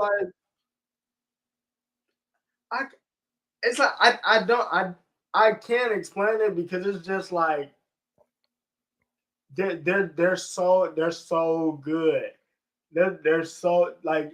Bro, and it's at every position, and it's how they play off of each other. Like you have Chris Paul, and now here's the scary thing, right? I said that championship pedigree, that championship knowledge. They have that on top of everything as well. But you're adding in Chris Paul with championship knowledge. You're adding in Devin Booker with championship knowledge. You're adding in DeAndre Ayton with championship knowledge. Like that's scary. Oh, by the way, Bridges, one of the best defensive players in the NBA. By the way, coming off the bench with it. JaVale McGee coming off of the bench with 2 chips on that. Not only championship knowledge, but winning championship knowledge. Hey, JaVale McGee really might this is the crazy thing about JaVale. JaVale, remember he was like Shaq and a fool. He was the funny guy. Oh man, he's always messing up. He might literally leave the NBA with 4 championships, which is wild. He's got 3 right now, right? Yeah, he's got 2 with the Warriors, 1 with the Lakers, right? Wasn't he with the Lakers when they won? He's with the Lakers. He's gonna leave. He might leave the NBA with 4 championships. And I say this, right? He was a part of all of them. Oh no. He was definitely a big part. Like he's a part of all of them. If he actually didn't go to Washington and actually figured it out, that man will be I'm not gonna say he'll be a Hall of Famer, but bro, he'll be darn close. If like I feel like going to Washington messed him up. Like he legitimately had everything. He had everything, bro. Where was he at before Washington? No, he was just in Washington. It wasn't until he got out of Washington that he stopped being dumb. Oh yeah, he was. No, I still think he's goofy. I think JaVale McGee is like a player that's really good, but I think JaVale, like, there's moments where like he's just uncoordinated. Like there's some moments where like there's some moments where he's a defensive clamp. Offensively, he can get after you. He can come down. He can make shots. He can dunk on you. Of course, he's gonna catch the oop. He's great at setting screens. He's a difference maker in the middle. But then there's some moments where it's like JaVale McGee dribbles the ball off his face into a teammate and out of bounds, and it's just like he's still goofy. You know what I mean? So it's like, but bro, that's crazy. All right, I can't defend you for that, but like. That's crazy. Like I just think he's like, I think sometimes his body's just awkward. Like he's long and lanky, and sometimes like his hands get in the way of his feet. Yeah. You said what? Yeah, somebody said Washington. He got drafted by Washington, right? But then George Karl was on his whole like, I'm finna. Yeah, nah. Nobody's gonna play. We can't have a superstar on this team. Why would we want to get out of here, Carmelo? We don't like you here. Nobody's likes you ever, George. Hey man, looking at some of these other series though. Memphis, the 2 seed. We talked about them taking on that 7 seed, which we said is probably going to be the Clippers. What are your thoughts on that? Memphis versus the Clippers, or I mean, listen, you got to throw these other teams in there, but I think you know what? The Pelicans could, if they found their way into the playoffs, the Pelicans could give a good fight. If they got to the, they couldn't. They couldn't. They would be playing Phoenix. They'd be playing Phoenix. They couldn't. They would get in as the 8 no matter what. So it's like, whoever's the AFC, you getting cooked. But the Clippers as a 7 seed versus the Memphis Grizzlies, what are your thoughts? I think that's a solid matchup. If I'm not gonna get them to win, but I mean it's just a good matchup because I feel like it's just gonna show like it's just gonna keep proving that Ty Lue is legitimately one of the best coaches in the league. But I still have Memphis. I got Memphis coming out with that. I feel like Memphis is legitimately on some. You hear them talk about it, where it's just like we beat the Warriors, and y'all still think like we being funny. Like, yeah, this not funny. We like legitimately serious about like trying to beat these other teams. And look, they've beaten them. Let me ask you this: where are the Clippers if PG never gets hurt? They're not an 8th or a 7th. They're not 42 and 40. Probably a top 5 seed. Are they above Dallas? Yeah. So you got them 3. So you got Golden State 4. Yeah. So that means you would have the Clippers as a 54-win team this season. They're a 42-win team right now. Memphis is a 56. I'm going to be honest with you. I think the Clippers can win this series.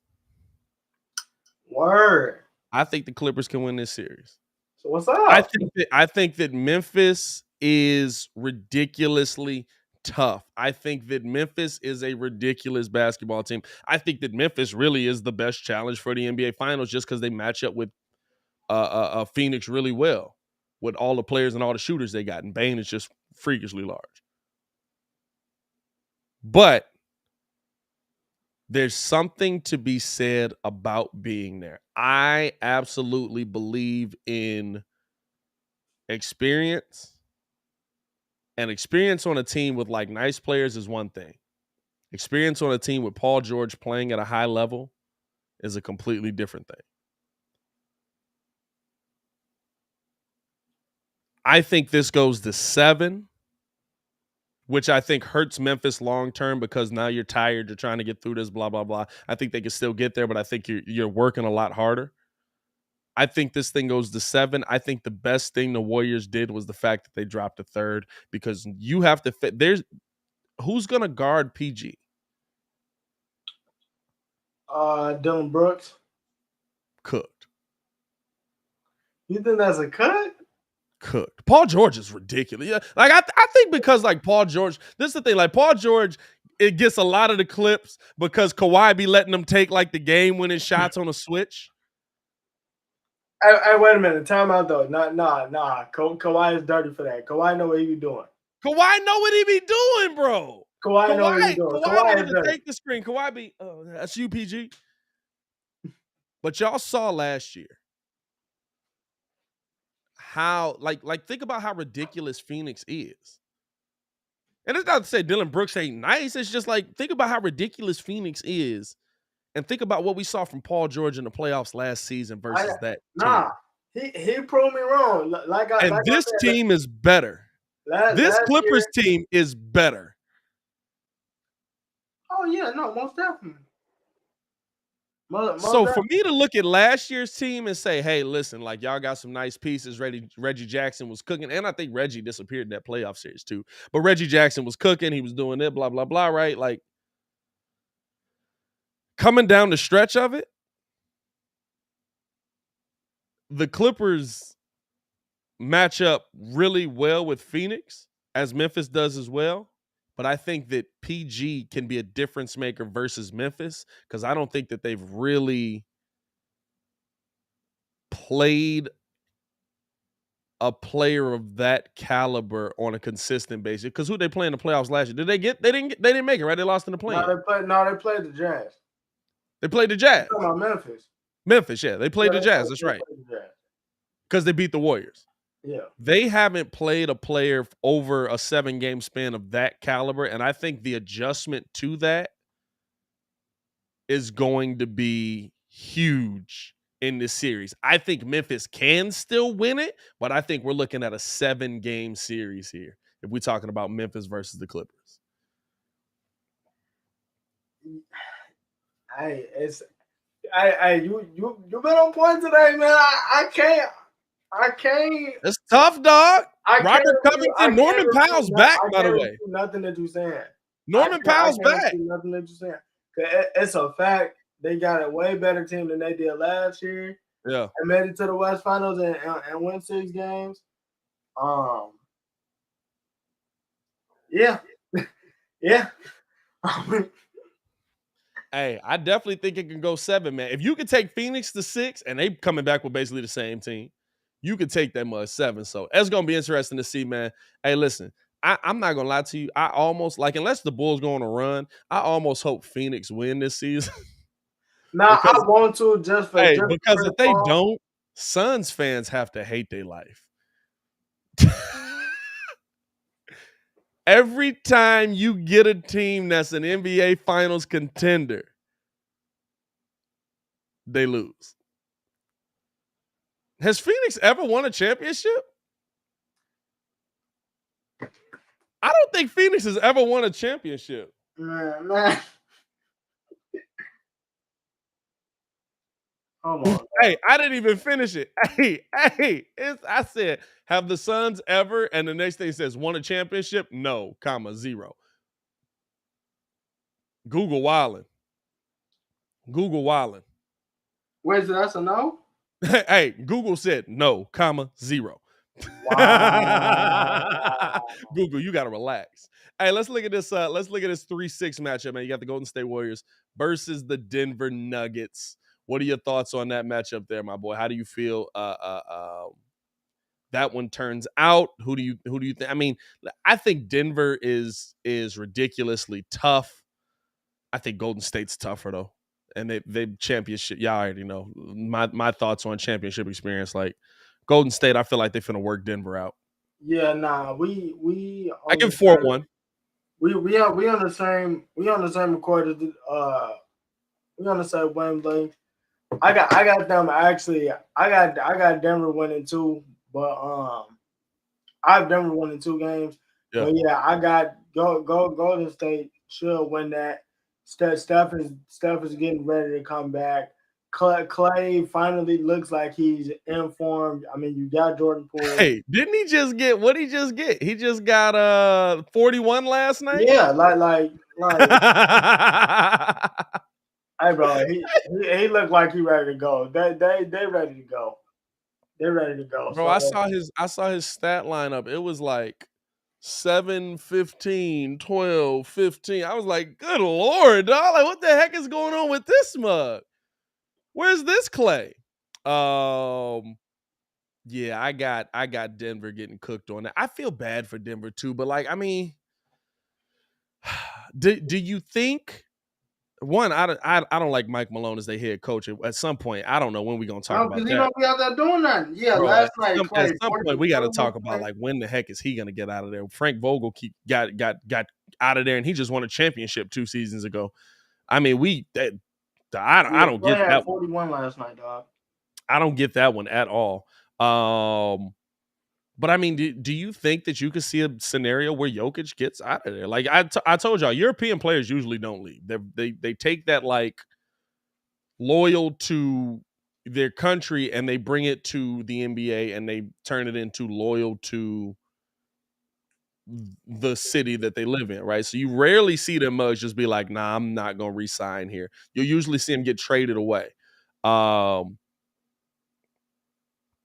to me, you have nothing but question marks on Michael Porter Jr. Unfortunately, that's my boy. I hope to see him come back and be a bucket. You have nothing but question marks on Jamal Murray. You have nothing but question marks on your head coach to me. The only thing you don't have a question mark on is the dude that, by the way, locked up the MVP. I ain't gonna lie to you. When I saw that stat of like the only player to have like a 2,000, 1,500 season. Hey, listen, I can't. What I'm gonna say? Man, what I'm gonna say? 28 on 4, 28 and 14 and 9, 57% shooting, 37% from 3. What I'm gonna say? Stop blowing. And he's a center. And he's a center. And the man can't jump a lick. Can't jump a lick. No. Can't listen. I jump higher than Jokic. I guarantee you, me out of shape right now, bad knee, I got more vert than Jokic. Now, granted, he's 7 foot, very different, but still. But nah, man, I think Denver just has a lot of questions in there, man. So that's gonna be an interesting series to see. And then we gotta round it out, man. Like we kind of talked about it. He might. He could. Yeah. He could. We kind of talked about it at the beginning of this, and we got to round it out, man. How do you think that Dallas-Utah matchup goes? I still haven't. Let me double check here and see if we've gotten any update on Luka, but I don't believe so. No updates on Luka, but no update on Luka. I mean, with Luka, I think Utah gets beat 4-2. Without Luka, I think Utah wins 4-2. 4-1. I gave him an extra one. Like Luka means that much. Luka is modern day LeBron in year 2. Oh yeah, nah, and it's weird. Like this man was averaging what 26. Like for his career, this man's averaging 26, 8 and 8. Like he only a year, fam. I'm not even gonna get into that. But y'all saw the little stupid video I made on Twitter and on TikTok, bro. Like, listen. I did the whole Gucci who? Gucci man? Like I did the whole Wayne you did, bro. Like, what are we talking about? Like Luka should be the in the MVP conversation ridiculously. But I mean, what are your thoughts on I mean, this series without Luka? Do you think who do you think comes out? If Luka doesn't play, who do you think comes out of it? If Luka does play, who do you think comes out of it? Yeah, without Luka, I got Utah 4-1. Luka just does not without Luka, it's not gonna be the same looks. Yeah. It's just not gonna be the same looks because legitimately everybody's open, and if not, like he's legitimately throwing you open. So I feel like Donovan Mitchell's gonna have a field day with that. But yeah, outside of that, I got Utah going on to the next round. Easy. That's much to do about none. Yeah. It's gonna be interesting, bro. I'll say this, man. The playoffs are here. The play-in tournament starts tomorrow. Tomorrow's games we get who do we get? We get Brooklyn, Cleveland, and do we get the 7-8s tomorrow? Which ones we get tomorrow? I think the 9-10s tomorrow. I had to sneeze too. We get the 7-8 matchups tomorrow. Yeah. We got Brooklyn, Cleveland, and Minnesota Clippers. Brooklyn, Cleveland, and Minnesota and the Clippers tomorrow. Oh, yeah, that makes sense because one of them has to lose for us to get the 9-10 matchups. That's also why, like, the 9-10 matchup is dependent on, like, it should be, I don't know, NBA, y'all know what y'all doing. Y'all making billions of dollars, man. So we'll be reacting to that. I saw a couple people saying, like, hey, if the Bulls are out of the playoffs, are you guys going to keep talking about, like, the playoffs? Are you guys going to keep, focusing in on the playoffs? We might do some live call games. We might do those as member events and community events and stuff like that because it'll hurt our channel if we just do that mug public.